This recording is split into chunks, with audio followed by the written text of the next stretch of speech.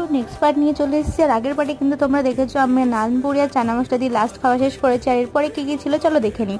তো নানপুরি আর চানা মশলা খাওয়ার পরেই কিন্তু চলে এসছে একদম ঝুরঝুরে লম্বা লম্বা বাসমতি চালের ভাত।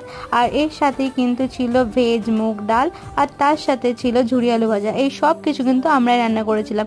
আর এই ভেজ মুগ ডাল অথবা মাছের মাথা দিয়ে ডাল আর সাথে আলুর চিপস, মানে ঝুরঝুরে আলু ভাজা যেটাকে বলে, এটা কিন্তু আমার সব থেকে ফেভারিট একটা কম্বো। তো অল্প একটু লেবু চিপে নিয়ে আর সাথে ঝুরি আলু ভাজা দিয়ে কিন্তু খেয়ে নিলাম।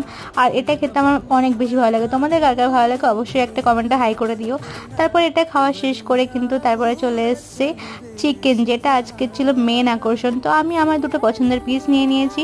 চিকেনটা কিন্তু খেতে দারুণ হয়েছিল। তো আমি একটুখানি মেখে আর সাথে চিকেন আর একটুখানি স্যালাড আর ঝুরি আলু ভাজা দিয়ে আবার খেয়ে নিলাম। তবে আমি চাটনি আর পাঁপড়টাকে স্কিপ করে খেয়েছিলাম, কারণ অনেক রাত হয়ে গেছিলো। ভিডিওটা ভালো লাগলে লাইক করে কমেন্ট করে জানিয়ে কেমন লাগলো। By, subscribe